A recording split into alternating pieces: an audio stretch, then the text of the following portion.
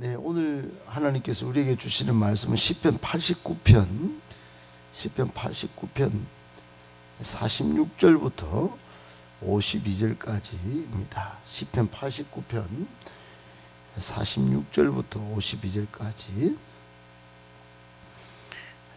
869쪽에 있습니다. 구약성경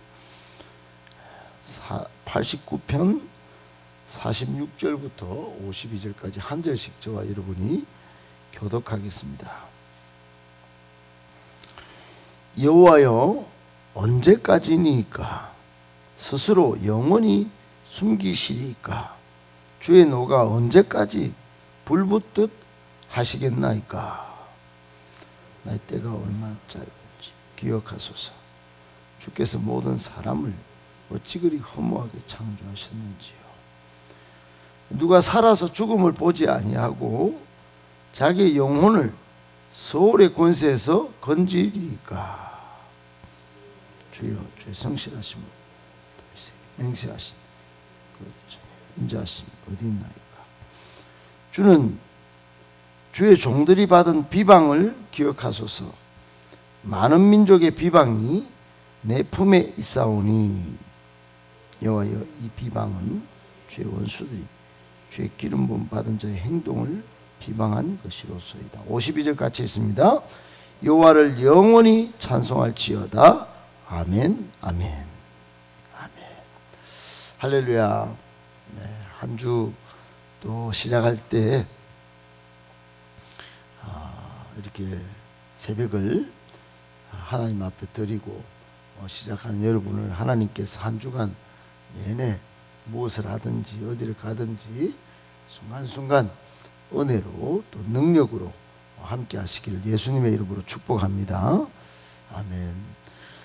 오늘 말씀 세 가지로 정리해서 묵상하겠습니다. 첫 번째, 하나님은 때때로 숨으시기도 하십니다. 숨는다는 표현은 어찌 보면 부정적으로 여러분 들리시겠지만 이 숨으신다는 표현이 성경에 없는 이야기가 아니에요. 이사야 45장 15절에 보면 구원자 이스라엘의 하나님이여, 진실로 주는 스스로 숨어 계시는 하나님이시니다 그랬어요.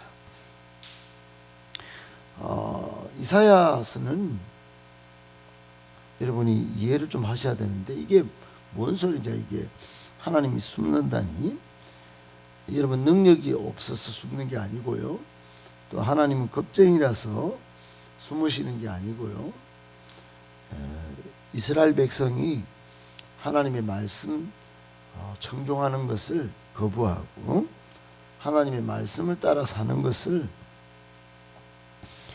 순종치 않고 어그러진 길을 갔을 때 이사야 1장부터 하나님이 얼마나 한탄하셨는지 몰라요.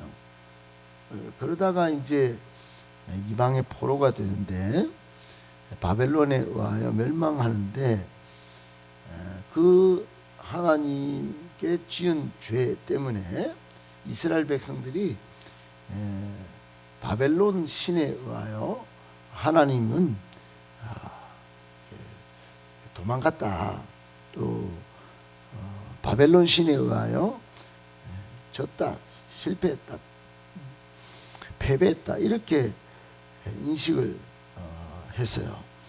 그런데 실제로 이사야서 40장 이후에 보면 하나님은 전혀 아니었어요.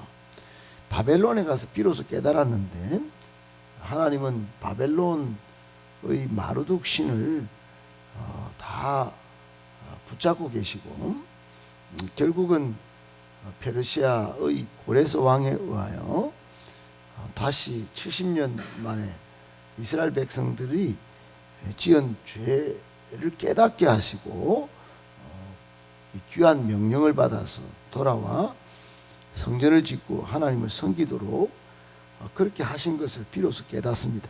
그래서 하나님은 패배한 것이 아니구나, 우리의 죄악 때문에 그냥 숨어 계셨구나, 우리가 간절히 찾고 부르짖나 테스트 해보시려고 숨어 계셨구나 하는 것을 깨달았다는 거예요.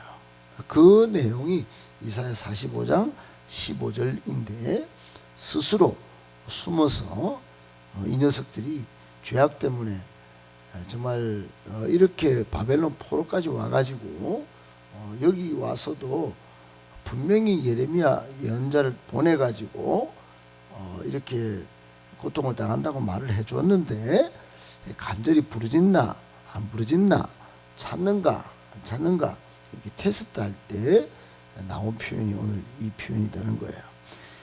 오늘 본문의 46절에도 다윗은 또 어떻게 하는가 봤더니 다윗도 힘들고 어려운 일을 겪었을 때 여호와여 언제까지니까 스스로 영원히 숨기시리까 그러면서 그 끝에는 주님의 노가 언제까지 불붙듯 하시겠나이까 이렇게 오늘 노래하고 있어요. 한마디로 다윗도 이 고통, 이 비탄, 이 절규 우리에게 있는 있을 법한 충분히 관계 문제 때문에 또는 물질적 문제 때문에 정신적 영적인 문제 때문에 우리가 이 절규를 부를 만한 때가 있는데 하나님은 전혀 내 인생에 돕는 자로 또 내 인생을 지켜주시는 분으로 나타나지 않는 것 같은 어디 숨으신 것 같은 그런 상황이 있을 법도 한데 다윗이 지금 그런 겁니다. 그런데 다윗의 마음속에는 이 하나님이 죄 중에 숨어 계신 것을 그런 걸 깨닫고 있었던가 봅니다. 그래서 여호와여 먼저 부르죠. 하나님 언제까지입니까? 언제까지입니까 도대체? 언제까지 제가 더 찾고 더 부르짖어야 하겠습니까? 제가 죄를 지은 건 확실한데 언제까지 불붙듯 그렇게 주님의 진노를 계속 가져가시겠습니까? 그렇게 또 숨어 계시면 어떻게 합니까? 저는 답답해 죽겠습니다. 여러분 다윗의 심정은 지금 그런 겁니다. 여러분 혹 우리도 여러분들이야 이렇게 새벽에까지 나오시는 믿음을 가진 분이시라서 그렇게 생각은 안 할 수 있겠지만 그래도 아무리 믿음이 좋아도 하나님이 숨어 계신 것 같은 그런 순간이 한 번씩은 닥치지 않겠습니까? 그때 다윗과 같이 여러분 좌절을 하지 마셔야 합니다. 기도 응답될 때까지 기도 응답이 될 때까지 하나님을 찾고 그분 앞에 나아가서 여러분의 필요를 간구하실 수 있기를 바랍니다. 혹 이 처절한 고통 중 하나님이 부재한 것 같은 그런 전혀 사인도 없고 영적인 느낌도 없고 그럴 때에도 하나님이 동행하신다는 그런 확신 가운데 여러분 행복을 노래할 수 있는 정말 성숙한 믿음의 소유자들이 되시기를 바랍니다. 하나님은 여러분 때때로 숨으시기도 하십니다. 우리의 죄 때문에 그런 것이니 절망하지 말고 오히려 다윗과 같이 나아가 하나님 언제까지 이러시겠습니까? 하나님 불쌍히 여겨주세요. 긍휼히 여겨주세요. 이렇게 하나님 앞에 간구하는 그래서 다시금 길을 돌이켜 신앙의 길을 잘 걸으시는 저와 여러분들 되시기를 예수님의 이름으로 축복합니다. 아멘. 두 번째, 자신의 연약함을 고백할 줄 아는 사람이 그 사람이 지혜로운 사람입니다.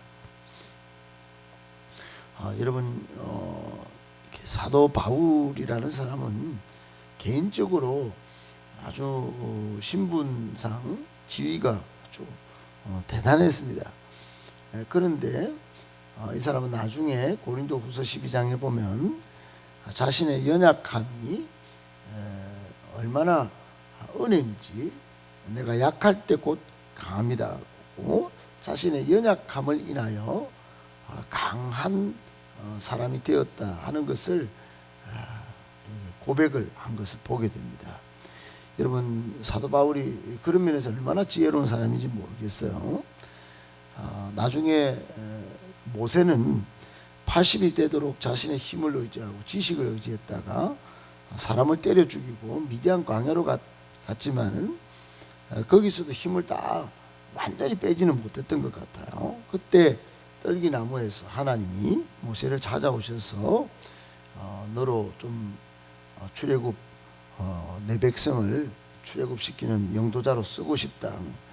저는 안 되겠는데요. 이렇게 지금 말했던 그런 모습이 있지요. 결국은 신을 벗고 하나님 앞에 연약함을 고백할 때 아론을 붙여서 형 아론을 붙여서 위대한 200여만 명의 이스라엘 민족을 지도하여 이끌어내는, 그래서 광야에서 하나님을 섬기게 만드는 그런 사람이 됩니다. 그 모세를 여러분 80세 이후의 모세를 지혜로운 사람이라고 평가하는 것이지요. 오늘 47절에 보면 다윗도 나의 때가 얼마나 짧은지 기억하소서 그랬어요. 굉장히 사실적인 표현이지 않습니까? 인생을 다 깨달은 것 같아요. 모든 사람이 다 얼마나 어찌 그리 허무한지 47절 하반절에 그랬습니다. 주께서 모든 사람을 어찌 그리 허무하게 창조하셨는지요. 여러분, 맞지 않습니까? 우리 인생이 처음 창조될 때부터 티끌에서부터 그렇게 창조되어서 결국 흙으로 돌아가는 인생이니 얼마나 짧고, 시편 90편의 모세는 우리가 아무리 강하고 또 튼튼하다 그래도 70, 80이라고 인생을 노래했는데, 다윗이 이 고백한 게 나의 때가 얼마나 짧은지 기억해달라고 하는 기도는 얼마나 솔직한 기도입니까? 48절에도 그래요. 누가 살아서 죽음을 안 보고 자기 영혼을 소홀해서 스스로 자기가 건져서 지옥불에서 건지는 그런 인생이 있겠습니까? 불가능한 것이죠. 아무도 여러분 제국을 다스린 왕도 이런 일을 못했던 것입니다. 진시황도 불로초를 찾아서 이 대한민국 땅을 그 땅까지 신하를 보냈지만 결국은 못 찾고 죽었죠. 그 권세를 부려서 나는 새도 잡던 왕도 안 되는 것입니다. 그래서 우리나라의 대표적인 지성 이어령 박사는 죽음이 나의 벗같이, 죽음이 나의 벗같이, 친구같이, 죽음이 내 삶의 중심에 있는 것 같이 그렇게 살아라. 마지막 수업에서 어제 또 말씀드렸지만은 여러분 그렇게 사는 것이 지혜로운 인생임을 마지막으로 남기고 돌아가셨습니다. 그렇습니다, 여러분. 그렇게 한 줌 흙으로 돌아갈 수밖에 없는 인생이 우리 인생입니다. 그러므로 어떻게 해야 될까요? 그러므로 지혜로운 백성은, 지혜로운 신앙인은 영생을 주시는 하나님과 동행해야 되는 것입니다. 인간의 실존은 결핍이요, 허무요, 고독이요, 결국 죽음으로 가는 존재이니 죽음의 운명을 맞이할 수밖에 없는 인생이니, 지혜로운 인생은 하나님이 영생 주시는 줄 알고, 요한복음 3장 16절에 하나님이 세상을 이처럼 사랑하사 독생자를 주셨으니 이는 그를 믿고 정말 멸망하지 않고 영생을 얻게 하려 하심이라. 그 영생 주신 하나님과 동행하는 것이 지혜로운 것입니다. 솔로몬은 누릴 것 다 누리고는 전도서 12장 13절에 이렇게 말을, 인생을 결론 짓고 있어요. 일의 결국을 다 들었으니 하나님을 경외하고 그의 명령을 지킬지어다. 이것이 모든 사람들의 본분이니라. 그랬어요. 인간의 본분은 여러분 하나님을 경외하고 그 명령을 지키는 데 있다는 것입니다. 여러분 자신의 연약함을 하나님 앞에서 솔직히 발견하고 그 고백을 할 줄 아는 사람이 참 지혜자임을 솔로몬은 마지막에서야, 이제 호흡이 끊어질 그 순간에서야 깨달았다는 것입니다. 인생이 다 헛되고 헛되니 모든 것이 헛된 줄 나중에 알고 결국은 하나님을 경외하는 것으로 결론을 지었습니다. 하나님, 우리도 연약함을 인하여 너무 한탄하지 마시고 하나님을 찾는, 하나님 앞에 연약함을 고백할 줄 알고, 그래서 영생하시는 하나님과 동행하는 참 지혜로운 사람들 다 되시기를 예수님의 이름으로 축복합니다. 아멘. 마지막 세 번째, 혹 비방과 조롱이 쏟아질 때는 여러분 하나님께 호소해야 합니다. 오늘 본문 50절 51절에 보면 다윗이 이렇게 고백합니다. 주는 주의 종들이 받은 비방을 기억하소서. 많은 민족의 비방이 내 품에 있습니다. 그랬습니다.